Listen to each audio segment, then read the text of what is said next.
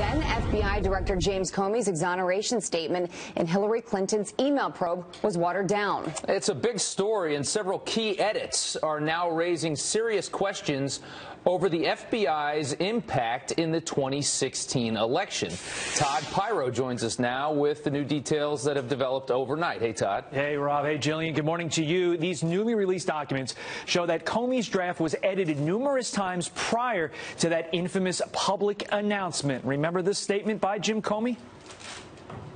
We assess it is possible that hostile actors gained access to Secretary Clinton's personal email account. But in the early draft, Comey said it was reasonably likely that hostile actors gained access compared to just possible. Then there's this. Although we did not find clear evidence that Secretary Clinton or her colleagues intended to violate laws governing the handling of classified information, there is evidence that they were extremely careless in their handling of very sensitive, highly classified information. But the early draft said grossly negligent, a key legal distinction there. Senator Ron Johnson, chair of the Senate Homeland Security Committee, sent a letter to the FBI highlighting these examples, saying they had a significant impact on the FBI's public evaluation of the implication of her, meaning Hillary Clinton's, actions. The letter, following newly revealed anti-Trump text messages exchanged between FBI officials who worked on the Mueller Russia probe, one of whom, Peter Strzok, was the person who changed the language to extremely careless. Well, take a look at this. Strzok texted, "There's no way Trump gets elected, but I'm afraid we can't take that risk. It's like an insurance policy in the unlikely event you die before you're 40. Now, Senator Chuck Grassley, Senate Judiciary Committee chair, wants to know what this insurance policy was all about.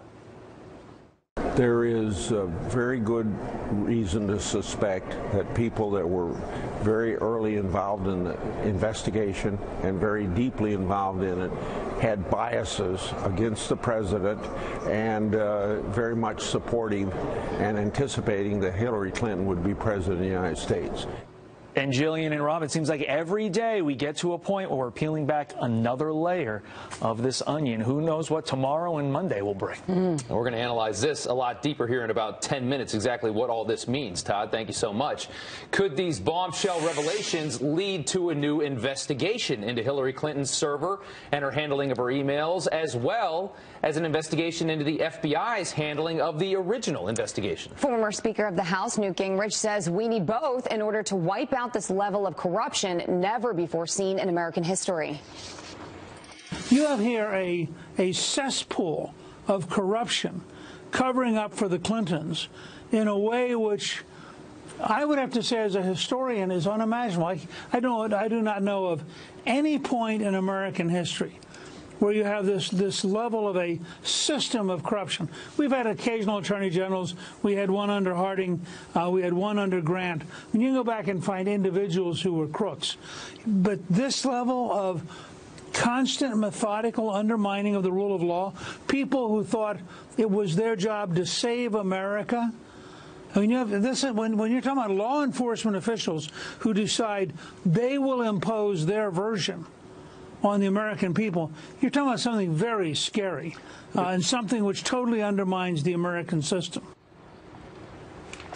A brand new Harvard Caps Harris poll shows a majority of Americans agree with the speaker. The survey was done in November, and even before these latest revelations, 54% of registered voters saying they do feel there's a conflict of interest. Of them, 70% are Republicans, 40% are Democrats, compared to the 60% of Democrats who say they don't see a problem with Bob Mueller's investigation or with the fact that he did have a prior friendship with James Comey. President Trump cutting the red tape, signifying his efforts to slash government regulations. This as the FCC votes to repeal Obama-era net neutrality regulations. Garrett Tenney is live in Washington, D.C. with what this all means. Garrett? Well, Jillian, cutting regulations is one of President Trump's top priorities to get the economy going. And yesterday at the White House, he used some props to show just how much federal regulations have grown, with a stack of papers showing regulations that existed in 1960 compared to the mountains of red tape that exists today. The president also touted his administration's progress on rolling those regulations back and even surpassing his goal of eliminating 2 regulations for every new one implemented. So far, his administration has thrown out 22 for each new regulation. Earlier this year, we set a target of adding 0 new regulatory costs onto the American economy. Today, I'm proud to announce that we beat our goal by a lot. And that deregulation push also includes the FCC, which voted yesterday to roll back the net neutrality rules of the Obama administration, which prevented Internet providers from slowing down certain websites or charging more for others to run faster. Instead, the FCC's new rules require Internet providers disclose if they are slowing down any websites or giving preference to others. The FCC chairman said this change should benefit consumers. It is not the job of the government to be in the business of picking winners and losers in the Internet economy. We should have a level playing field. But a number of states disagree and argue the change will actually hurt consumers and are now planning to sue the federal government over it. New York's Attorney General is leading the charge and said in a statement, this is not just an attack on the future of our Internet, it's an attack on all New Yorkers and on the integrity of every American's voice in government, and we will fight back. Now, critics say these new rules will allow Internet providers to charge you more for using sites that take up a lot more bandwidth, like Netflix and YouTube. Supporters say that providers will likely not do that because they will face a lot of backlash from customers who don't like paying more and, heaven forbid, have their Netflix shows looking choppy. Jillian? All right, I'll take it here, Garrett. Thank you so much. We appreciate it. All right, a Fox News alert: ISIS threatening Americans again this Christmas season, this time in our nation's capital. The latest propaganda calls for attacks on Washington, D.C.'s National Cathedral by depicting it up in flames. This after the terror army made this threat just weeks ago, depicting Times Square with Santa Claus and a box of dynamite. That picture might have been what inspired terror suspect Kayed Ullah, who was accused of setting off a pipe bomb in New York City's subway system near the Port Authority on Monday. All right, terror concerns on the tracks. Amtrak is reportedly cutting back on key security procedures ahead of busy holiday travel season that we have here, sparking serious concern from travelers. A watchdog group that tracks jihadist threats telling the Washington Free Beacon that Amtrak is cutting security corners in an effort to cut costs. The group claims Amtrak isn't checking passengers' tickets before they board or asking for identification. Undeniable proof on full display by the Trump administration, now accusing Iran of violating the Obama-era nuclear agreement. U.S. Ambassador to the United Nations Nikki Haley presenting a debris of ballistic missiles, unmanned aircraft, and exploding boats bearing Iran's signature designs. The Trump administration claims they were exported and used by rebels to attack civilians in Saudi Arabia. Iran has hidden behind the nuclear deal, constantly threatening to get out of it. But these are the things they're doing while we're all looking the other way. And these are the things that will be dangerous, that will lead us to the next North Korea if we don't do something to stop it. Iran has denied building the weapons. President Trump decertified the nuclear deal in October, but Congress has failed to pass any further sanctions. President Trump and Russian President Vladimir Putin taking a rare phone call to discuss North Korea. No word on exactly what was said, but we know it was about tensions over North Korea's intensifying nuclear program. Overnight, Russia's deputy foreign minister warning recent pressure on North Korea to stop its missile program is approaching, quote, a red line. All right, ahead of next week's expected vote on tax reform, the Republican National Committee is launching a new website to help promote the president's big plan. The site, titled Paycheck President, features a digital ad and an interactive map that provides visitors with information to call their senators to encourage them to vote. The site also has a petition that people can sign to show their support. It is 11 minutes after the hour. The latest FBI bombshell believed to expose the true meaning behind these now infamous words. There is evidence that they were extremely careless in their handling of very sensitive, highly classified information. And does this have anything to do with the so-called insurance policy outlined by FBI agent Peter Strzok? Our next guest says it's time to find out what's happening in American justice system. And a tragic toll. A firefighter killed battling a wildfire in California, that massive fire, as the Santa Ana winds pose a new threat today. The communities we are protecting are depending on us, and we will not fail. We are live with the latest as crews race against time to battle those flames. And NFL star J.J. Watt not stopping with Hurricane Harvey victims. He's giving back again, this time giving America's heroes overseas. Although we did not find clear evidence that Secretary Clinton or her colleagues intended to violate laws governing the handling of classified information, there is evidence that they were extremely careless in their handling of very sensitive, highly classified information. All right, it is a Fox News alert and a big story. Washington rocked by this. New documents show then FBI Director James Comey watered down the remarks that he made on national TV during a critical moment in the Hillary Clinton email investigation. Now lawmakers are demanding answers on anti-Trump text messages sent by members of Robert Mueller's investigative team. These two right here, one of whom on the left there, Peter Strzok, helped Comey to edit that script, which he would read on national TV. It's all very interesting. And joining me now is Daily Caller investigative reporter Luke Rosaic. Thank you so much for coming on, Luke. We appreciate it. Thanks for having me. We have all of this looking into Russia and meddling, and it's starting to look like we might have had meddling right here within our own Department of Justice into this election from last year.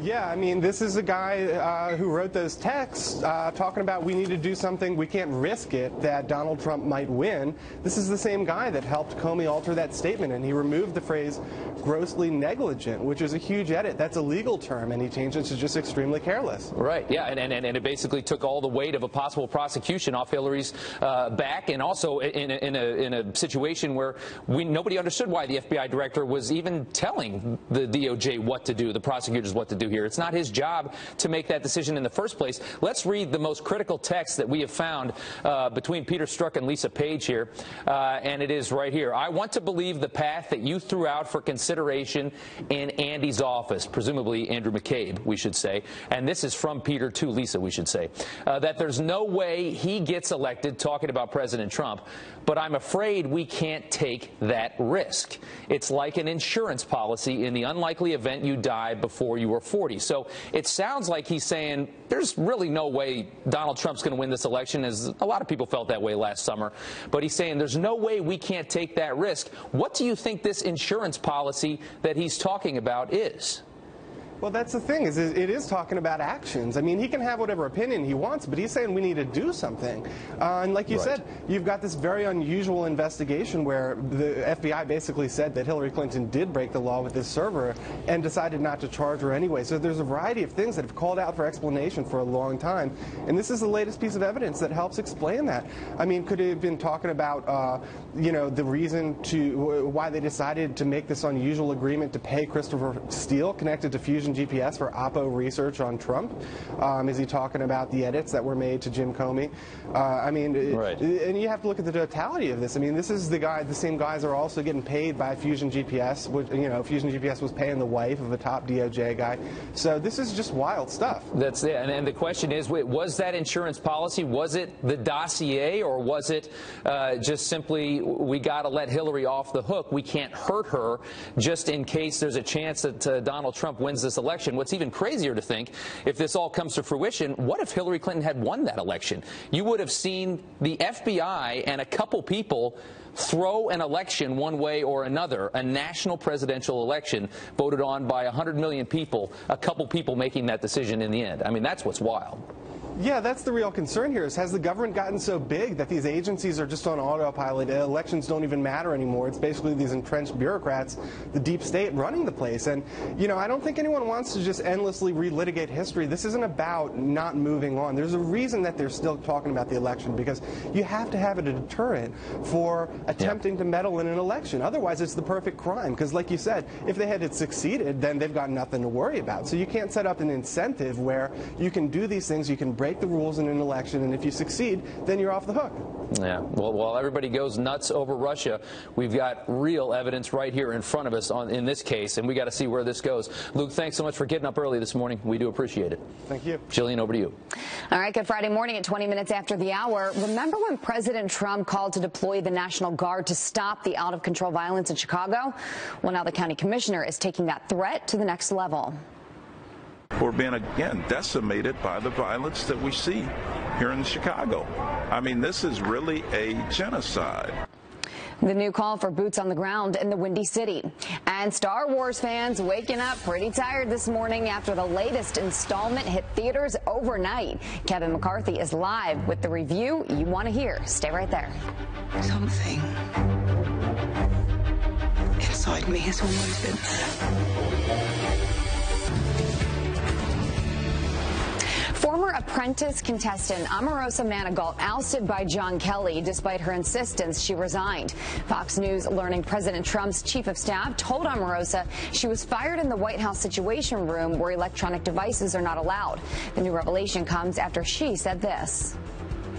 Where are the pictures or videos? If I had confronted John Kelly, who is a very formidable person, it would garner enough attention for anyone in the room to at least take a picture or a video.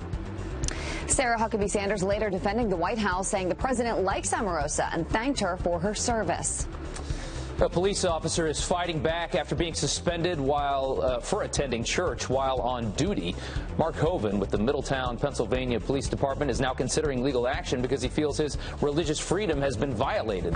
The 20-year veteran attended 2 services while on active duty.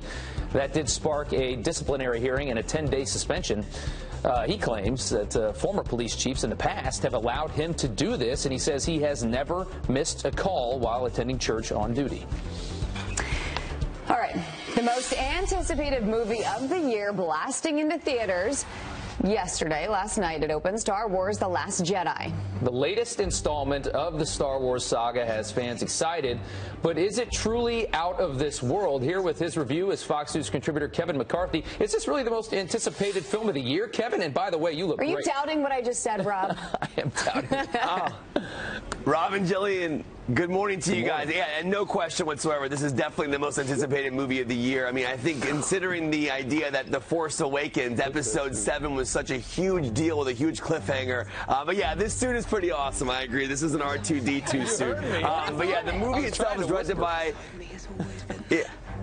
Yeah, I know, it's amazing. Really, these suits get crazier and crazier. I also have a Vader one at home, and I have a huge Star Wars one as well. But this new film, Episode 8, is directed by a gentleman named Rian Johnson, who directed a movie called Looper as well as Brick. He's a phenomenal filmmaker. Let's get to the positives real fast. The action in this film is absolutely insane. It contains one of the greatest action scenes I've ever seen in a Star Wars film in the entire franchise. The cinematography, the action looks beautiful. The performances are absolutely phenomenal. Laura Dern, Adam Driver, Kelly Marie Tran. I love the score by John Williams. On the negative side, I think the film found an unnecessarily comedic tone to it, and I did not like the direction they took Luke Skywalker. And I won't spoil anything, but at the end of Episode 7, the last film from J.J. Abrams, there was a cliffhanger when Rey is bringing Luke the lightsaber, and you want to know what's going to happen next. In my opinion, the thing that happens after that, at the beginning of this new film, wasn't the way I wanted it to play out. And I thought it was a little bit unnecessarily comedic, in my opinion. Also,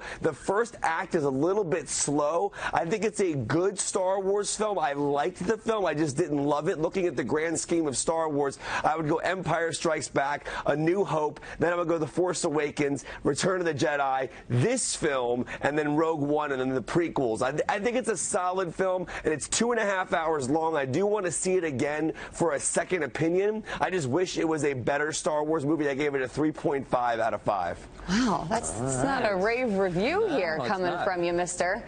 Fancy Pants over there. Thank you so much. Have a good weekend. All right, 27 minutes after the hour, the White House and the press calling a truce on Piegate for Christmas. I look at this as a reset. I think it's an earnest attempt for you to reach out to all of us, not just to me. I can't believe you would question my ability to Girl, make bye. Oh, you got told. Did Sarah Huckabee Sanders get the last laugh in all this? We'll see. Carly Shimkus is here with the response from the reporter who started this whole thing. And it's the big question today. Do you know your rights? Can you tell me what the Bill of Rights are? Nope. Oh, come on. Yes, you can. We're putting your knowledge to the test. Well, actually, Rob is, in honor of Bill of Rights Day. All right, we're back with a Fox News alert to the West Coast now, where deadly wildfires continue to rage in California, and a 32-year-old father is the first firefighter killed while battling the massive Thomas Fire. Corey Iverson leaving behind a pregnant wife and his 2-year-old daughter, Evie. Will Carr is live in Los Angeles, where fierce winds now pose an even bigger threat. Will? Well, good morning, guys. Corey Iverson died while battling a fire that's now the 4th largest wildfire in California's history. Iverson, who leaves behind a pregnant wife and a young daughter, has worked with CAL FIRE since 2009. He was part of a strike team on the front lines trying to up the containment numbers on the fire when something went tragically wrong. Officials aren't releasing any other details at this point. Firefighters this morning honoring the sacrifice of one of their own. Normally at this time of year, we're slowing down and we're starting to focus on spending time with our family and enjoying the holiday season. And now tonight we're just dealing with the tragedy, and it is overwhelming for all of us. In a statement, Governor Jerry Brown says Iverson's bravery and years committed service to the people of California will never be forgotten. Fire crews also certainly keeping Iverson in mind as they continue to fight against the Thomas Fire, which has burned more than 240,000 acres, destroyed nearly 1,000 homes and buildings. It is now 35% contained. The fires also spread smoke across a large swath of Southern California. Some residents so desperate for fresh air, they simply left the area. Rob and Jillian. Okay. Will, thank you so much. It's a terrible situation in Southern California. All right, a new charge for the man accused of killing a woman at a white nationalist rally. James Fields Jr. now facing first-degree murder charges in Charlottesville, Virginia. Prosecutors showing video of the moment that he allegedly drove his car right into protesters, killing 32-year-old Heather Heyer and injuring 35 other people. A detective testifying that Fields started to sob when he found out that somebody had died. His case will go to a grand jury for an indictment on Monday. Forget the National Guard. Cook County Commissioner has a different way to fight Chicago's gun violence. Richard Boykin wants the UN to send in peacekeeping soldiers in the face of what he's calling a, quote, quiet genocide. We're being, again, decimated by the violence that we see here in Chicago. I mean, this is really a genocide. There have been 644 homicides in the Windy City so far this year. All right, Donald Trump Jr. now calling out Instagram for what he says is a biased algorithm. Carly Shimkus with Fox News Headlines 24/7, Sirius XM 115, here with how this feud began. Hey, girl. Right. Hey, good morning, guys. Well, you know what? Hey, girl and guy. Yeah, right. So Twitter and Facebook, Silicon Valley in general, a lot of people accuse them of being anti-conservative. And if you remember last year, Facebook took heat for some reports over the fact that they may have been suppressing conservative news stories. And now Donald Trump Jr. is accusing Twitter of being or having a liberal bias. He took to Twitter saying, what a joke, nothing at all biased in the algorithm on Twitter when it comes to who they suggest I follow. I'm on the president's homepage and Twitter suggests I follow Obama, Hillary, and Bernie. Give me a break. Good thing the big internet companies are, quote, neutral. So this has generated a whole bunch of conversation. Doug on Twitter says same here, and they couldn't be any further from who I prefer to follow. And Jeff also tweets, these must be the same people who use the polls as predictors for the presidency. So there you have it. So what's the latest drama on Twitter? All right, we'll take a look at this. Yeah, by some strange, I guess, twist of fate, President Trump's former campaign manager, Corey Lewandowski, actually ran into Hillary Clinton while on his book tour. He took to Twitter to talk about it, saying, David Bossie and I are at the Let Trump Be Trump book signing in Los Angeles at the Peninsula Hotel, where crooked Hillary just showed up. Wonder if she read our answer to what happened. Can you believe that? So a lot of reaction to this one, Azelle. Somebody says maybe she's going to set up a table right next to yours. You can have a book off. That sounds like fun. And another Twitter user says, give her a signed copy and bill me for it. I have a whole lot of questions on this. Did they talk? What does he mean by just showed up? Big money Hillary staying at the Peninsula. That's right. Corey, if you're listening, let us know. It's a good life. That's right. All right, let's talk about this pecan pie. Pecan pie, once again. So this whole thing started when White House Press Secretary Sarah Sanders posted a picture of a homemade pecan pie on Twitter, and radio reporter April Ryan accused her of trying to pass a store-bought version off as her own. Well, it appears they have come to a peace of sorts over this whole thing. Take a look at this. I look at this as a reset. I think it's an earnest attempt for you to reach out to all of us, not just to me. I can't believe you would question my ability to Girl, make bye. I mean, but it was a joke. But at the beginning, it was a joke. So what? You could be from the South and you can't cook. A lot of people can't cook. Wow. Girl, bye. Jeez. I don't know if that was very peaceful, to be honest. I don't think so. Yeah. Well, if you watch the White House press briefing, she's always the one that's giving faces and kind of, showing her disdain. The shoulder touch was also like, can you calm down, please? We're talking about pie here. I don't think they get along either way. Carly, thank you so much. Thanks, Carly. Thanks a lot. All right. Are we going to see any more snow? Is the big question. Janice, my weather app says we're going to see some snow today here in the city. We could indeed see that. Why are you checking a weather app when you have the weather machine? Because you don't text me right when I wake up and tell me the weather, like I've asked you to countless times. She would love to if you asked her. Right, exactly. How about you try to text me? I'm up as early as you are, my friend. I know you are. Okay, let's take a look at it. I have to design my own app, I think. Okay, let's take a look at it. 20 in New York City, 24 in Cincinnati. It is cold enough for snow, so let's take a look at it. So we have the lake effect snow that's working its way across the Great Lakes, and then look what happens as we zoom in and then look at our future radar as we go into the afternoon, because yes, indeed, Rob, you might see some snow in your forecast. So here it is right around 3 p.m. as people are trying to get home. There's that little burst of snow across New York City, parts of the Delmarva up towards New England. So not a lot of snow, but enough to, get us into that Christmas spirit or make us in a bad mood because it's coming in the rush hour. No, but maybe it'll just be enough to make it pretty. Yeah, it's Friday and it's snowing. We love it, Janice. Feel free to email me or text me anytime. Absolutely. Janice, thank you so much. We appreciate it. All right, 38 minutes after the hour, he claimed he served 25 years as a Green Beret with a Purple Heart. He was even honored at a pro football game. But was it all a lie? Disgusting claims of stolen valor have been exposed. 'Tis the season to give, but is your money really going to those in need? Our next guest breaks down the best and worst charities. And holy cow, the live nativity scene that got a bit too wild. Stay tuned. Well, Christmas now canceled in the town where Jesus Christ grew up, and President Trump is getting the blame here. The mayor of the northern Israeli town of Nazareth, who is a Muslim, announcing that a number of Christmas events will not go on in his town. He says President Trump has taken the joy out of the season after recognizing Jerusalem as the capital of Israel. Fox News contributor Pastor Robert Jeffress has a reaction to that. Look, the tendency of any culture